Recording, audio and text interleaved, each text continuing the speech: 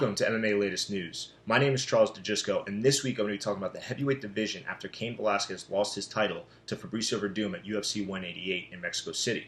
Their fight was very exciting. In the first two rounds, a lot of strikes were thrown. They were going at a frantic pace, and it was really impressive and some of the most exciting rounds we've seen in the heavyweight division.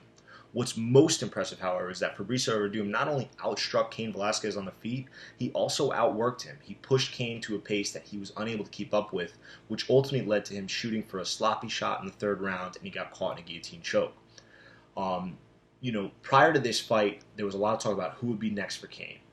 Verdum was a big underdog, and it showed in kind of that they weren't giving him that respect of the what-if matchups were he to win.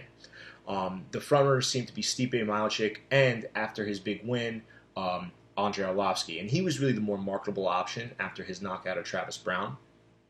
But now we have a whole new list of contenders. I personally still feel that Andrei Arlovski is the top contender. He is coming off the most impressive victory out of anyone over Travis Browne, a knockout where he too was the underdog. He's a marketable guy. He's later in his career. He's not too old, but he's got a lot of MMA years under him. And I think now, you could strike while the iron's hot. He's got a lot of momentum, and I think it would make for a very exciting fight as he has some of the best striking in the division. The other option, which wasn't before, is Junior Dos Santos. He just beat Stipe Miocic, and it was a close fight, a 5-round fight, and a lot of people said it could have gone either way. Really, I feel that Junior Dos Santos put it away there at the end. He took that last round, and ultimately, he's very deserving of the shot as well.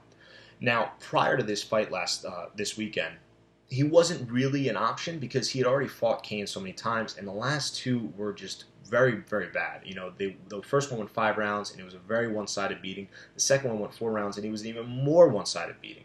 It actually made him never look the same. Even in his fight against Stipe, he looked a little sluggish, but you don't know what could have happened. He could have had a tough training camp, a change in his diet, so on and so forth. So you have to believe that he will bring it when it comes time to fight for that title. He was the last person to beat Verdum in the UFC, which is pretty interesting too. 7 years ago he sent Verdum packing pretty much. He was cut, and at 30 years old, they didn't really know what would happen with Fabricio Verdum. A lot of people were feeling that his career was over, but now you've got to see he's had such a major career resurgence, and he's now the champ. So between these two guys, Andrei Arlovski was still an option. Junior Dos Santos is now what I believe number 2 on that list, on the short list to fight for the title. You also had Stipe Miocic, who, while lost to Junior Dos Santos, as I said earlier, he did have a very excellent fight against Mark Hunt, where he beat him with strikes in a fight that went clearly too long. The thing with Stipe, in that this is going to kind of hurt his chances, is that he's very similar to Cain, just not as crisp striking, not as good wrestling, and not quite as good, cardio. He's just a step behind Cain, and since Cain most likely won't get that rematch, the immediate rematch, it's unlikely Stipe won't either. Cain won't get that rematch because, the fight, while very exciting in the first 2 rounds, was very much favored towards Verdum. He was Verdum was outstriking Cain, he was outworking Cain, and he finished him in the 3rd round. So the fight didn't even get to the championship rounds, and if it went to the scorecards, you would see that Verdum was up 3 rounds to nothing.